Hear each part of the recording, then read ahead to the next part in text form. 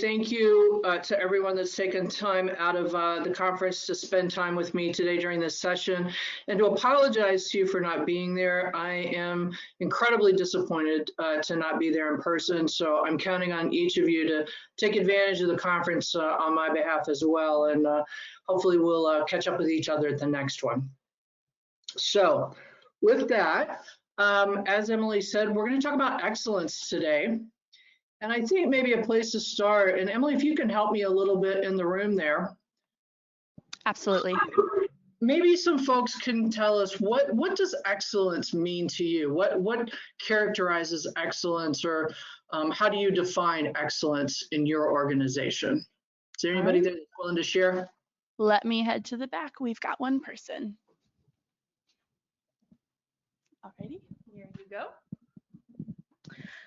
I think that excellence is striving for better. I don't want to be the best. I just want to be better than I am today. Perfect. Great, I like that. Anybody else? Do we have anyone else? Oh, we've got one more. Here you go. Hi, Carol. It's Al Gresh. To me, excellence is achieving the highest level of performance that you're capable of, both financially and operationally. Super. So multifactorial, if you will. Nice. Anybody else? Okay, back to you. So yeah, I mean, all that, and if we want to look at the dictionary, it tells us that excellence is the quality of being outstanding or extremely good. Those are the sort of things you were just saying. And I thought it was interesting when I pulled this up. I noticed that down there at the bottom where it talked about, the origins of the word, and it comes from the verb to surpass. And I think that's what I heard from both of you there in the room, and probably more of you were thinking this as well, that excellence is doing better than I do today. Perhaps I'm challenged in a positive way to do better than others in my industry or my sport or my profession or whatever it might be, right? That probably the fact that you are at MD Expo is demonstrating that excellence in your personal performance and in your team's performance is important to you. You want to be better than you were yesterday or than you are today. And I think that's true for all of us, but what we sometimes forget in the heat of the moment or in the firefight is that excellence does not just happen. And when we achieve excellence, true excellence, it will surpass time, right? Because true excellence comes when we do it intentionally, not by accident, right? We didn't just fall into excellence. We did things very intentionally, very thoughtfully, very strategically to achieve that excellence because we had a vision of what that excellence might look like in the future. So this picture, as I was thinking through this presentation, this picture, not this one particularly, but this idea of the structures that were built thousands of years ago came to mind because they have, while they're a little rough on the edges these days, they have surpassed the test of time.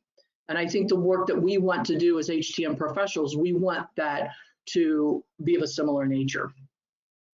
This image is also, I use it because I think it helps us with the intentionality. I'm sure many of you in the room have seen, perhaps in your organizations, a visual representation of your organization's mission, vision, goals, objectives, whatnot. Frequently, very frequently, it is visually described in something that looks a lot like this. There's a foundation and some pillars and a roof, right? A top part. And frequently the way it's organized is that foundation is the mission that your organization sets out to achieve. And the roof is really that vision of what the organization can be, what it could be, what you want it to be. And I think the same can be true of us as HTM professionals, right? And those pillars are the connecting points between where we are today, the mission that we are every day trying to execute on, and how we reach the vision, which is really that image, the vision of our excellence, whether that's excellence of our organization or excellence of our HTM program or even our individual performance. So in all my years of working with construction professionals, I've been told it's really a good idea to have a plan and to start with the foundation. So Emily, give me a sense of, I'm gonna ask a question. How many of you in the room know what your organizations, your healthcare delivery organization's mission and vision are?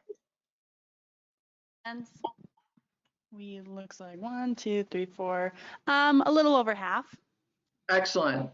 Homework. The other half, go find out what it is. That's incredibly important. Like, why do you show up at work every day, right? You need to know what that mission is. Now, how many of you in the room have purposefully, intentionally created an HTM department mission and vision? And does it align with, hopefully, it aligns with the organization's mission and vision? How many of you have an HTM department mission and vision statement? We've got 3 hands. Okay. Next, that's your next homework assignment, okay? Because this is really, why are you there, right? And so I would encourage you, and you'll get these slides. These are some generic, very typical sorts of organization and department mission and vision statements that you can adapt to your own circumstances, right? The idea is that the organization, of course, has the big mission and the big vision, right? We're going to provide affordable, high quality healthcare to the communities we serve. What is HTM's role in making that mission happen, right? Our mission is around the technology, around the medical devices, keeping them up and running, making sure that we're acquiring the right ones and decommissioning the ones we're through with, and all of that. So think about, what is our slice of the pie, so to speak? What is our piece of the mission of the larger organization? Because that then helps us go to, what do we want to be, right? Because the vision statement might be a little harder. If you don't know what your current mission is, if you do not know where you are today, it's hard to see where you want to be in the future, right? So a lot of us will say, what do we want our department to be? And there's great resources out there like this, the Amy Levels Guide, to give you insight to what the possibilities are. And you should absolutely grab those conferences like this, talking to your colleagues. What are they doing? How is that similar or different or whatnot? But I would suggest to you that you start with what understanding where you are today. What is your current role in the organization's mission? And before you figure out what you want to be, ask the question, what does your health system need you to be? Right? They may be exactly the same. They may be slightly different. But at the end of the day, we're a member of a team that's trying to execute the healthcare organization's mission. So find out what the health system needs you to be, and then you can lay on top of that what you want to be that ideally allows you to execute the mission at a higher level, and maybe even create a vision that allows you to augment the organization's ability, right? To go that next step, to be more than we are today, to achieve excellence.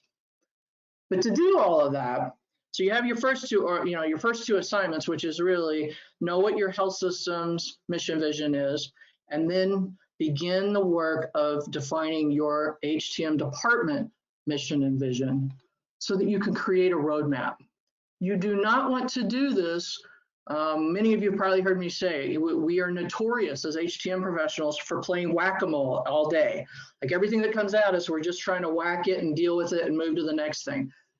You have to find space in your day to be very intentional and thoughtful and create a roadmap, a strategy, those pillars, that structure, right, that is going to pass the test of time.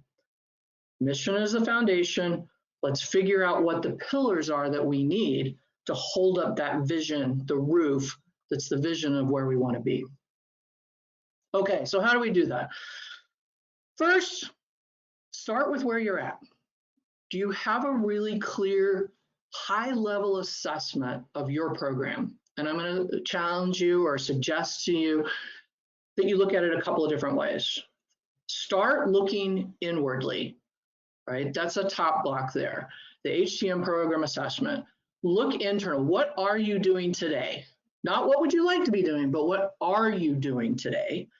What are you supposed to be doing that you're not doing, right? And don't pass judgment. This is not the time to be passing judgment on whether that's good or bad. Just create the objective. Here's what it looks like today. And you're going to look for the gaps, but you're also going to do the SWOT analysis. What are my strengths? What am I doing really well? What are my weaknesses? Those things that I'm supposed to be doing, but maybe I'm not doing, or I'm not doing them well. What are the opportunities that are in front of me? And what are the threats? You know, I frequently hear the threats of like, I'm going to be outsourced, or I'm going to lose my contract, or whatever it might be. Identify all of those things. Again, this isn't about judging whether these are good or bad. It's just what it is. Then rinse and repeat by looking outward from your department. Who are the other departments that you interact with every day? And you've probably already sat in on 2 or 3 sessions about our interactions with IT. It's incredibly important. Don't forget our facilities friends. Don't forget our colleagues in the clinical environment, nursing and physicians, and the technologists, like in radiology and the lab and whatnot that use the equipment, finance, supply chain, some of these other what I'll call support departments that run, if you will, the business of healthcare. What is your relationship? Same thing, gap analysis. Who do you interact with on a regular basis? Who do you never interact with? Who are you supposed to be interacting with but not? Do the SWOT analysis, strengths, weaknesses, opportunities, and threats, again there on those relationships and those structures, those activities. And then the third place you need to, again, rinse and repeat, third place is your CMMS. What data do you have today? What system do you have? What data do you have? What capabilities do you have? Basically inventory the state of the union, if you will, of your maintenance management system.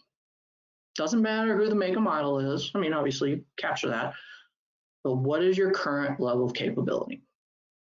All of that sort of data, high level data. We're not going to dig down deep into the nuts and bolts quite yet. This is still the high level assessment. That is what's going to allow you to begin to frame out the HTM strategy, those pillars that are going to get you from today's mission to tomorrow's vision and future, okay? You're going to identify those spaces that need some work, the goals, things that you need to achieve, things that need to be excellent, right? And these are things that you're going to accomplish through specific activities or measurable initiatives. And again, keep them in mind, it's not just stuff, it's not whack-a-mole. These are tasks, these are initiatives, these are goals that relate directly back to successfully executing the mission and realizing the vision for the future. And it goes, or it should go without saying, that all happens within your organizational and personal value systems, your guiding principles. That it's not just what you do, it's how you do it as well. All right. So that high level assessment gets you to the point where you can start thinking about what are those goals. They need to be stretched. If it's easy, you should already be doing it, right? Maybe your stretch goal is to clean house, right? If you got a bunch of little stuff that is really easy, but I'm just not doing it, maybe the stretch is gathering it all up and getting it done, right? All right. But you need to measure it, because if you can't measure it, you can't monitor it, you can't manage it. So you're going to have to be able to figure out how am I going to measure these activities, these initiatives that we're going to do, and make sure that those initiatives are very specific. They're clearly defined. So let me give you an example of what I've done in the past for my programs, and also what I do today when I work with clients and healthcare systems across the country. We create the pillars. I mean, like visually. I recommend these 4: people, technology, governance, and financial stewardship. Really kind of covers the board of all the different aspects that you as HTM professionals, and especially those of you that are in management roles, have to address, have to make sure are functioning every day. People, the example here, which is a pretty frequent goal that I've had and that I see others have, is I just need to, right now in today's world, I need to have a better structure to recruit, hire, and retain talent, and preferably top talent in my organization, right? That's the goal, right? And I by doing that, I avoid, or at least reduce, the negative impacts on operations, mine and clinical care delivery, which is probably the more important one. Same thing across the board, technology and governance. Technology, this is a great place to look both inwardly and outwardly. So I, in a prior life, I had a goal, and I recently had a client who had a very similar goal, in that we have to look internal, back to that high level assessment we did of the CMMS, and said, boy, it needs some help, right? We've just sort of either lived with it, or we just sort of slapped it in or whatnot. We really, one of our goal, maybe our first goal in technology, needs to be that we need to get our CMMS straightened up before we can do anything else. And then a secondary goal that we had that had to sort of wait in line for that, and my client was a similar way, was we need to make sure, looking outwardly, that the organization is identifying and acquiring the right technologies to deliver care. That second one has to come second, because if I don't have my CMMS in place, I can't manage that technology. I can't forecast what's needed. I can't manage it when it's here. I can't get rid of it when it's time to go, right? So there's a sequencing and some prioritization that you have to think about as you go through those high-level assessments and you start identifying the gaps and the potential goals and objectives that you want to achieve, okay? Governance. This is about running your HTM department like a business. These last two actually are. Governance is the policies and process and procedure that defines and describes what you do, how you do it, and the rules of the road. That's a policy, right? Process is the high level from A to B, and then procedurally is the nuts and bolts, the individual step 1, step 2, step 3. So any of you that are out there in health systems with multiple sites will recognize that, and again, I'll give you an example from my past. I had a team of 250 people in one area, and I had a team of 5, yes, single digit, 5 people in another region. Both teams had to execute the same, had to live into the same policy and execute the same process. But as you might expect, the step-by-step procedures looked a little bit different because of the physical environment, number of people, that sort of thing, that they had to play. But we got consistency at the policy and the process level. So keep that in mind. Great place to start is your MEMP up to date? Is it current? Does it describe your program fully, right? And keep in mind, and I learned this from one of my colleagues too, is don't forget that it's not just about your department. This is about your MEMP, is about your organization, because we're trying to help the whole organization, right, move forward. So if you don't, and here's an example, a typical or common example, if your department does not take care of sterilizers or beds, who does? And what do they do? High level, make sure that's captured so everybody in the organization knows, Sterilizers are taken care of by facilities. Beds are taken care of by a vendor, and that contract is managed by supply chain, whatever it might be, right? If it's not in one of your swim lanes. And then the fourth column there, financial stewardship. This is really about understanding the financial aspects of your business. It's also another place you look, so that's internal looking. What's my budget?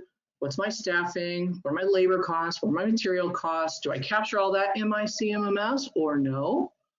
Right? Do I have rigor around how parts and supplies are acquired and managed? Do I have rigor around how service contracts are identified, selected, managed, executed, canceled, whatever it might be?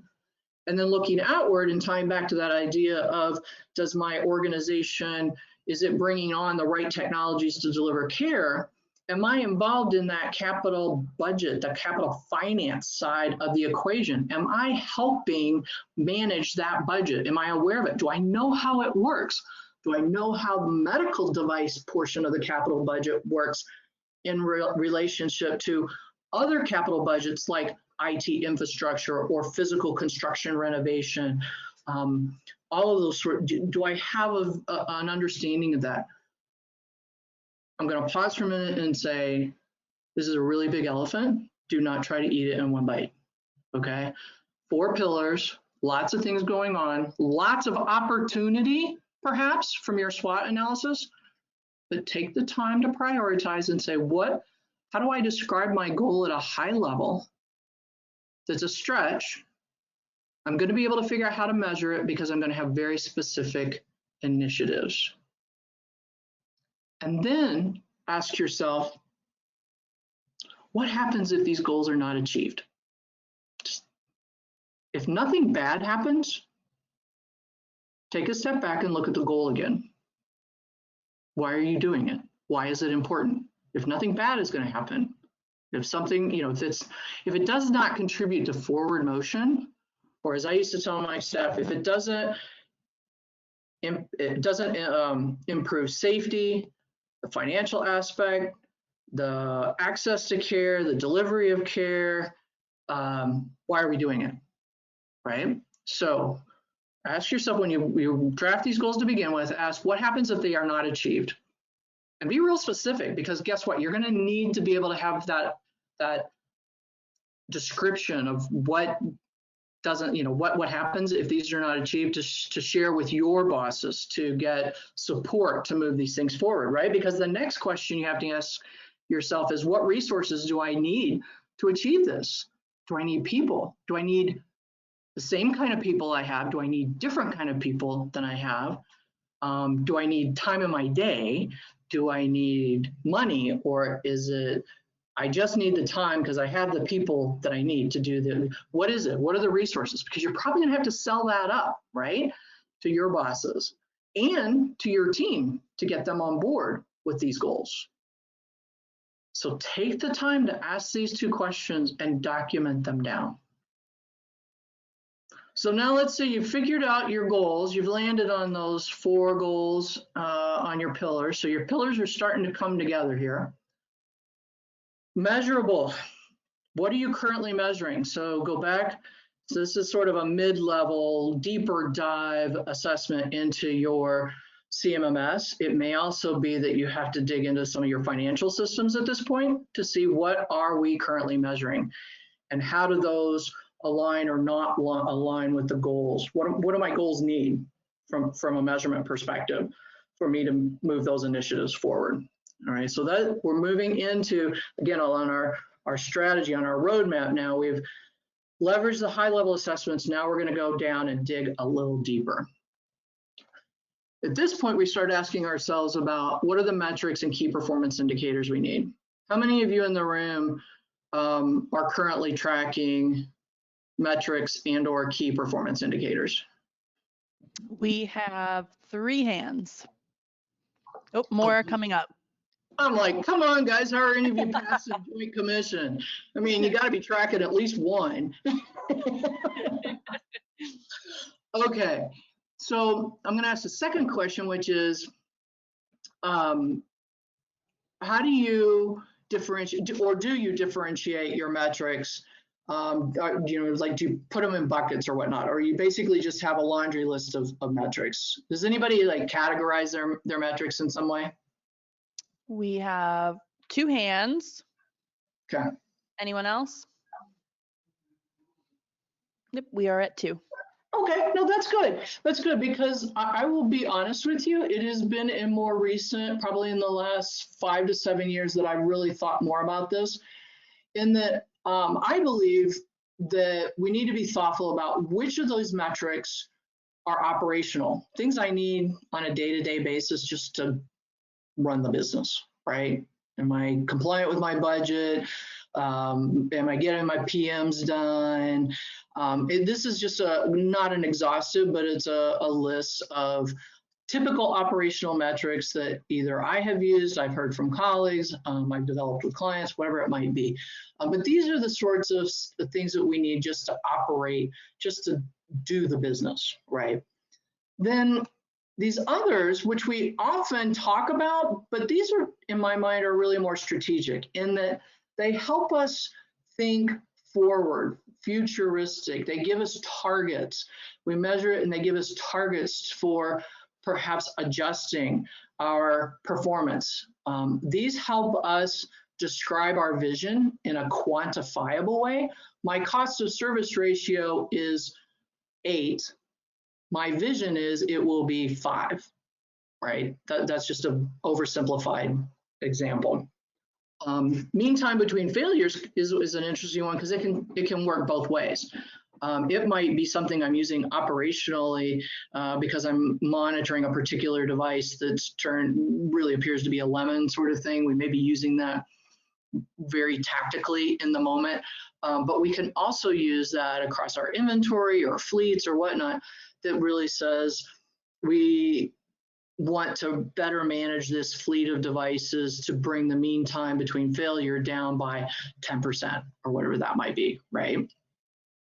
But I think it's important for us to think about these metrics as we use them and not just collect data and not just put them on a nice dashboard, but understand why we're tracking them. What is the window of time? Is this a new metric and I really only have like 6 months worth of data, or is this something I've been tracking for 2 decades, right, that I can look at?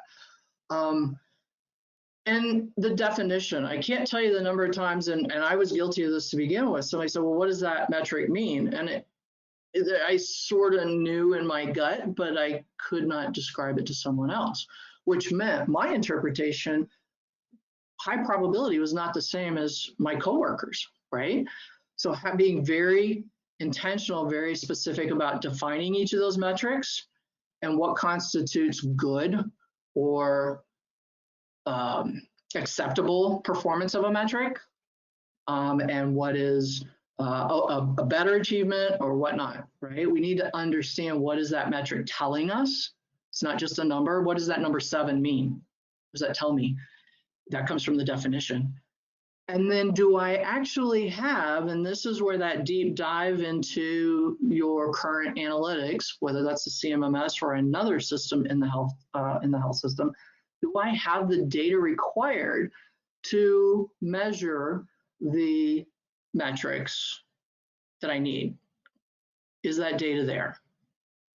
And if not, that then maybe is step 1 of your initiatives of getting achievement of the goal, right? Is you may have to take a step back and say, I got to put some things in place to get the data that I need to achieve my goal. And that's okay. It's okay. This is all about moving forward, right? It's all about being better than I was yesterday or today. But then we all know, and I just showed you a list of a few, and we all know that there are probably hundreds more metrics, things we can measure. But we should be asking, which one of them should we be measuring? Another question here, Emily, for the room. What's the difference between a metric and a KPI? Do we have any answers? Oh, we've got one. Give me 1 second. There you go, sir. Hi, Carol, Al again. So to me, a metric is just well, something like PM completion percentages. It's something where you capture the data. A key performance indicator is more of an indication of something that you would track for improvement. And one of the comments that I wanted to make, because a lot of people get hung up on how they measure something. You've heard a lot of debate around the cost of service ratio. Well, it should be list price versus acquisition, the actual acquisition cost. And I always tell people, don't get hung up on that. What matters here is that you establish a benchmark and you target an improvement from that benchmark. And as long as you continue to measure it the same way, it doesn't really matter how you measure it, right? Thank you. Yeah, thanks, Al. There's some great points there. So to that last point, the latter part of Al's comments there, I completely agree. Consistency is what's really important.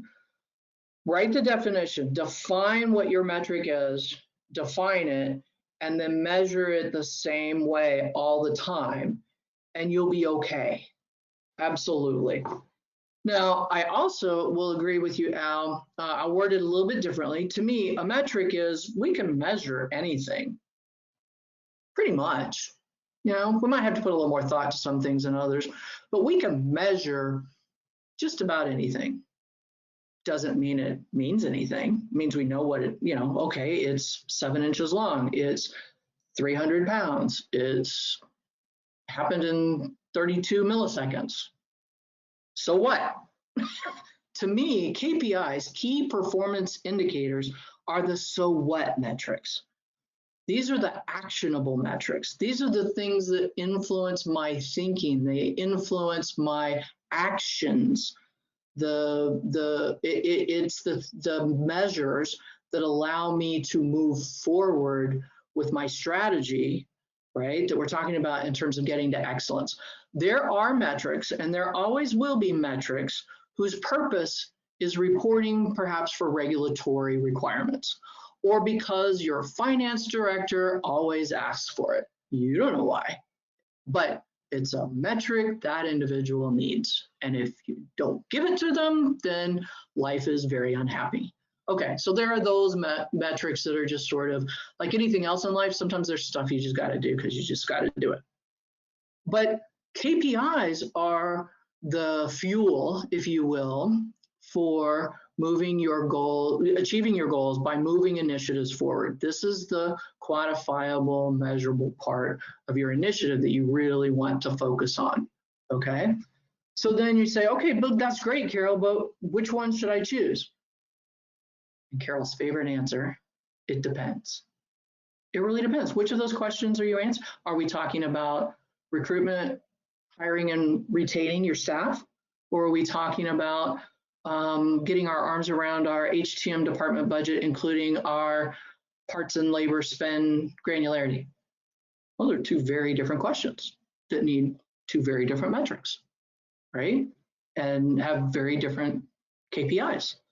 So it depends upon what question you're trying to answer, which means we got to go another level deeper. We've got to dig down and assess what's happening another layer or two down. And this slide really is just to give you some ideas, depending upon what your goals are. Again, sorry, it depends. The goals that you've defined in each of those areas, people, technology, governance, and financial stewardship, you probably have to dig down into some of these areas of potential support. Thinking back, there's many others, use the levels guide and others to identify, but at a quick glance, your people goal probably needs a deeper dive and more granular understanding of what your staffing currently is.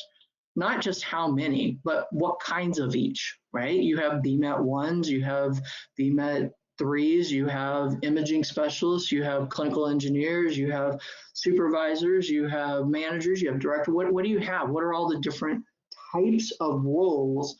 And where are they located? This was a question I helped someone answer recently.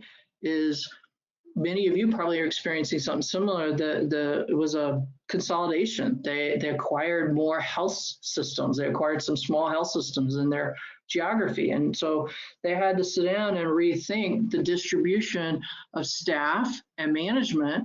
And management coverage was tricky because it's like you want a manager there and available, but you have to balance that with how many you have. So there's that sort of chess game you have to play, right?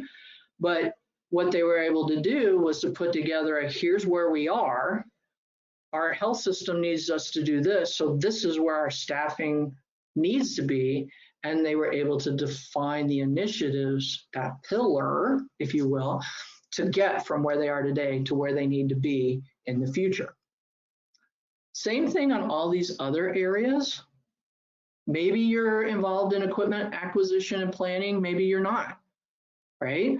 All of you are probably most likely involved with installation, commissioning, and deinstallation and decommissioning, but is that a whack-a-mole activity?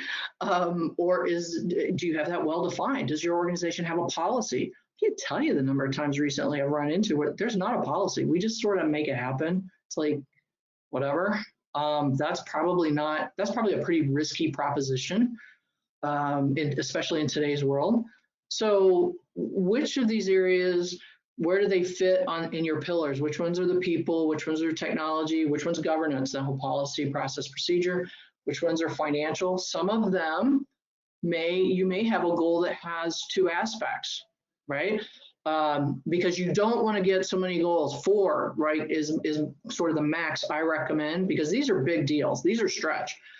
Maybe you have the same goal that has a people component and a financial component. Or maybe it's a people component and a governance, because you need to understand your processes, your policies and processes better before you can solve all of your people things, right? So that's okay too, to have one goal that has two, that's primary to 2 pillars. That's fine too, because again, we're being thoughtful, we're being strategic, we're prioritizing. What do I need to do first, second, third? We're being intentional about how we move forward. And then, of course, we have to circle back. This is sort of the feedback loop, if you will. As I get tighter and tighter in terms of what I need to do, what my goal is, and what the initiatives are, you circle back. Do I have the analytics? Do I have the data? Do I know how to measure it? Have I defined the measures? Have I determined which are the KPIs? And can I move that forward, right? That's the piece. Is sort of a do loop until that's in place. I will caution you that you'll think you figured that out. And as you start measuring, you're going to learn new things. And you're going to have to go back into that loop again and say, I really need to measure this over here too.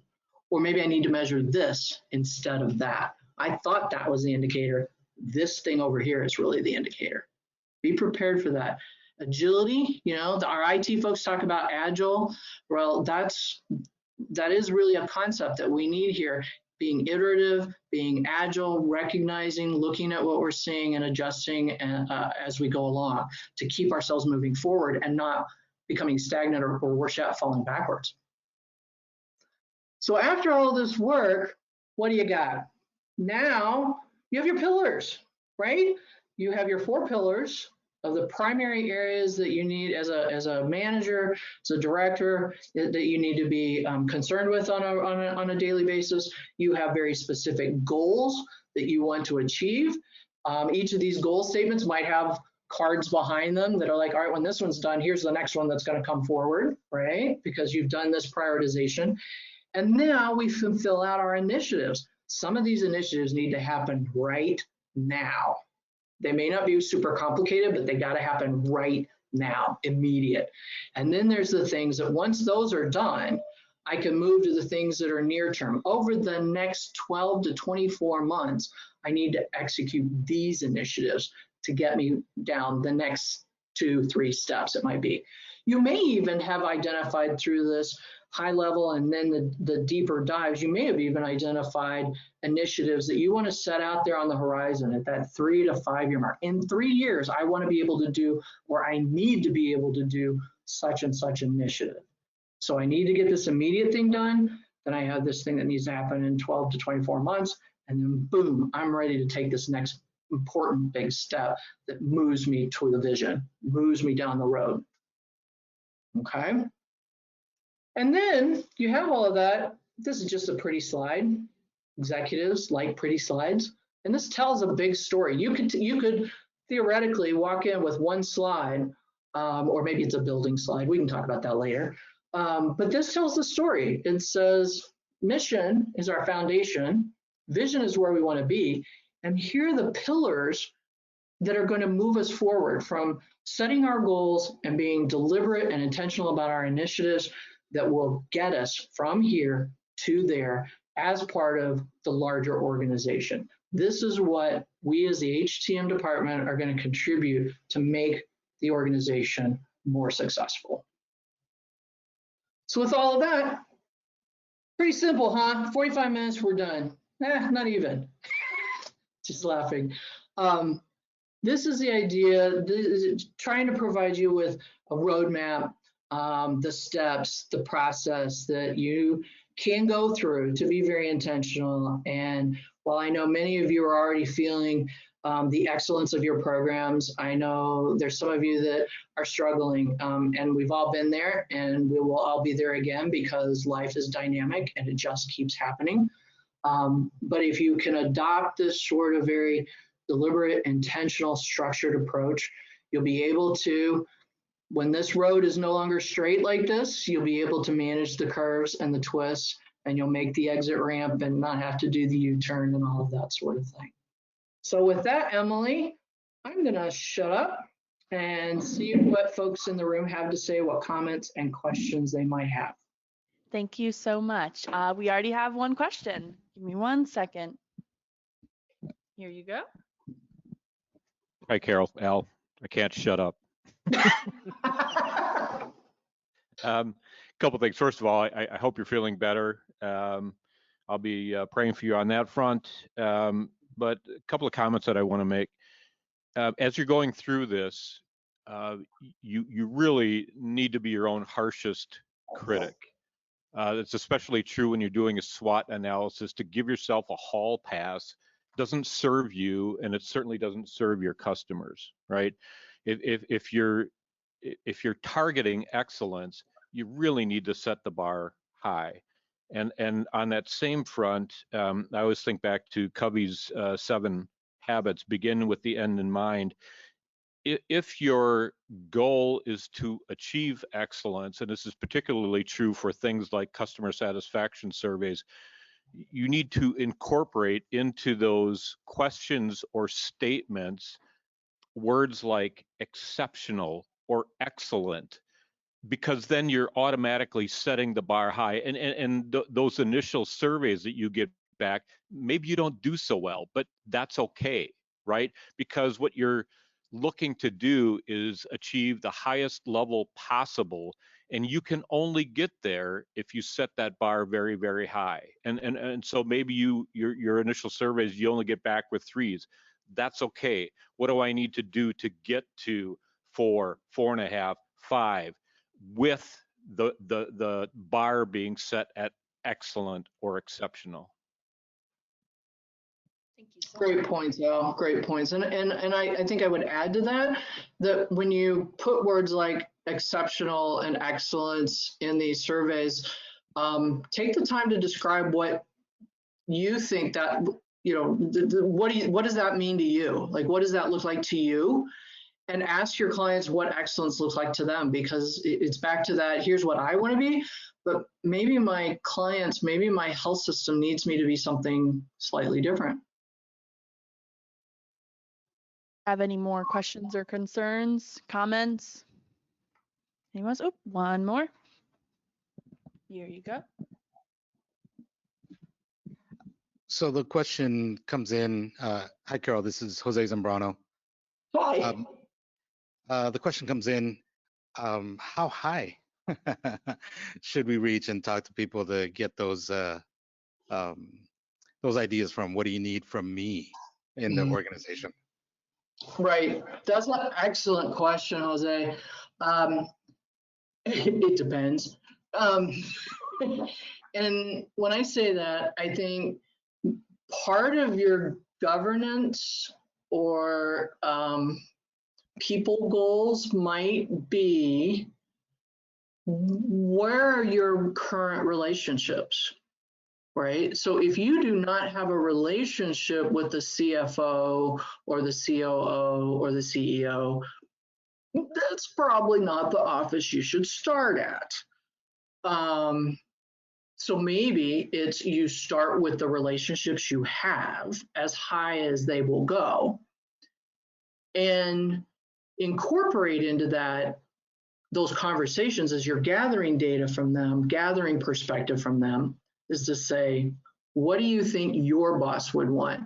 And would you be willing down the road, when the time is appropriate, to help me build that relationship? Right? So it may be that one of your goals is to build relationships higher or wider, broader in the organization to be able to achieve the goals. Those may be very early goals, or they may be initiative steps needed to achieve a goal. So go as high as you have, but be intentional and thoughtful about where you want to go or need to go in the future, and how do you get those relationships. Thank you. We have one more. Here you go. Hi, Carol. This is Maggie. Hi. I'm glad you're here. I'm sorry it's via the internet, but I'm glad you're here. This is a great topic, and you guys are touching on the customer satisfaction surveys, and that is something that's near and dear to my heart.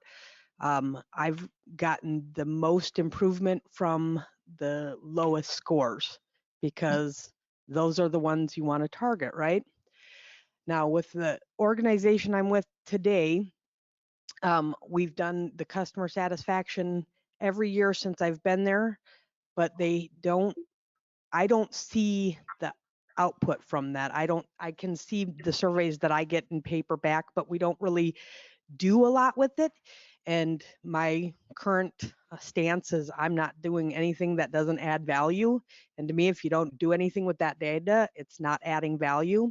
So can you give me some tips or some, at least some feedback to say, this is why you still can do it and it will be valuable for you personally, even if they're not using it maybe the way that I think they should use it organizational wide? That's an awesome question request, Maggie. And you can decide whether that was a smart question to ask of me or not, because I'm going to put my iconoclast hat on and say, if you see value, then push. Don't worry about what the rest of the world is saying. If you see the world different, that's okay, right? That's okay. And so, yeah, it probably takes some effort on your part, but if whatever it is, the value, whatever data is being collected and the value proposition that you see in your mind's eye, put it together and pitch it. Pitch it to the people that it will be a KPI to, something that they would act upon, not just people that would be sort of advocates, right? I mean, I think you need both. You need people that will help you convey the value. So there's some people that if you explain it to, they'll be like, oh, well, of course that makes sense. And then there's other people that are going to be harder sells, right? And so you do need some advocates and some allies. But the sell to the folks that can actually take action, that can implement and say, yep, we're going to measure this and we're going to act upon it. Those are sometimes the harder sells for a host of different reasons. But it takes the intentionality, but it will take courage, and it will take gumption, and it will take persistence. And sometimes, and this is the part that I have the hardest time with as an iconoclast, it's intuitively obvious to me why this is of value. And then I have to remind myself that I sat in college classrooms with professors that said that, and my response to them was, if it was intuitively obvious, I would not be paying tuition. So it's not intuitively obvious to the other person. And so sometimes you have to step back and rethink it and think about how do I communicate this, not in my language, but in their language. What is it that will make sense to them? What's there with them? What's in it for them? Why would they benefit if we did this, as well as the organization? So sometimes it takes many sort of charges or bites at the apple or whatever the analogy is. But first and foremost, I will tell you, it will take courage. It will take effort on your part just because you think it's important. And then more courage, more persistence, and then taking care of yourself. Sometimes you need to step away from it and then come back to it later. Timing sometimes is everything. And people don't know what they don't know, right? So maybe the opposite will be true, and they'll be like, holy cow, I never noticed that. Maggie, that's amazing. Let's do it.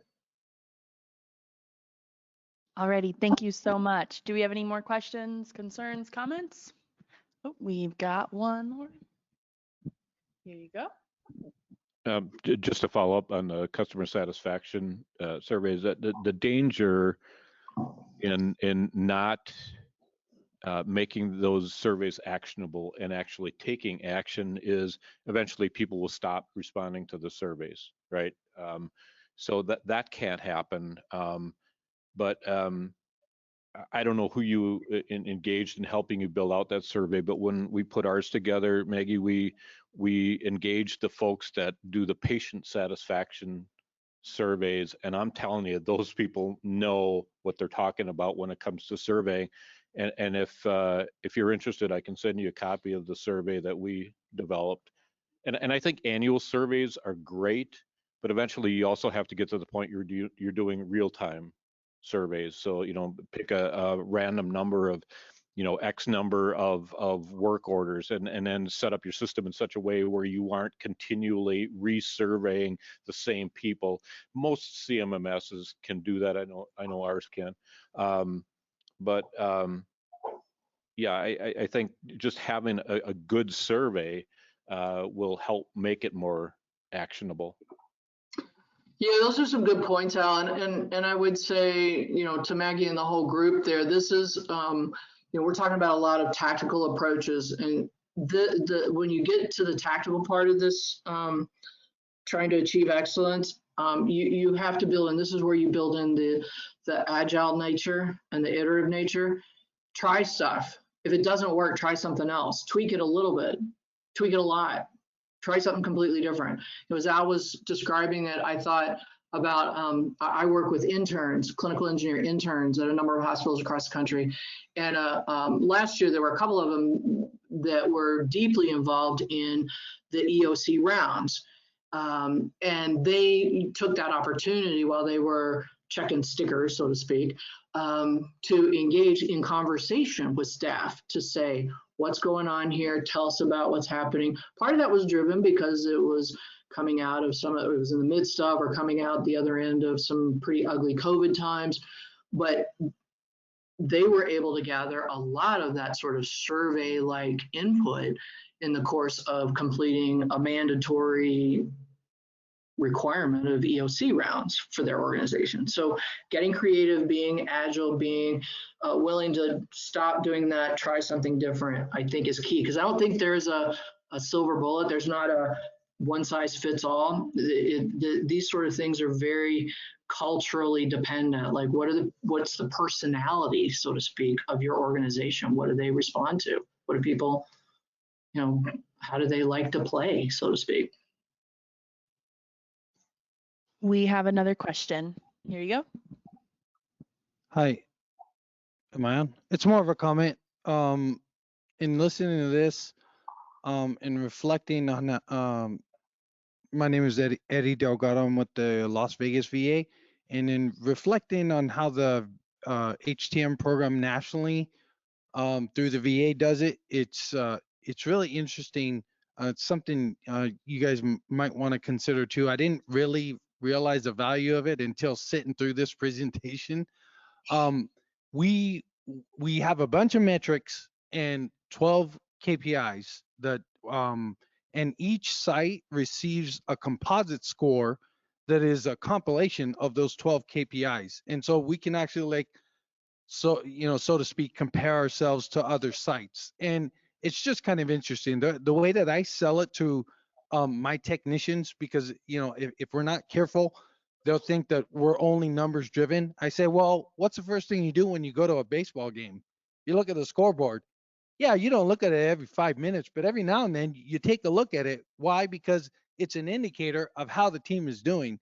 It's also an indicator of how you guys as a group are doing. But then again, you have to bring it down to that quality piece, which is why I like what you say about the customer survey. Okay, there's the quantitative aspect and then there's the qualitative aspect. And if you lose sight of one or both, then you run the risk of being too quantitative or being too qualitative and not enough of both. That was really well put, Eddie. Thank you. And I love your analogy. I use baseball analogies frequently, and your scoreboard one, I hope you don't mind. I am going to steal that because we look at the score, but I don't know about you. I look at hits and errors, and that's sort of that whole idea you were talking about, quantitative and qualitative. Like, if I only pay attention to the score, I'm missing a big part of the game. Like, what were the number of hits? What were the number of errors? What are the number of strikeouts? All of that plays into how well a team is playing. You're absolutely correct. Very cool. I'm stealing it. Thank you. He gave you the thumbs up. Excellent. Any more questions, concerns? I think we are good. Thank you, Carol. Well, thank you all as well. Have an awesome rest of the conference. And please, all of you, enjoy the concert a little bit extra for me, if you would, please. And hopefully I will see you at the next MD Expo. And I'm going to put this next slide up for you, Emily, because somebody needs to win $100. So we'll Absolutely. have fun, folks.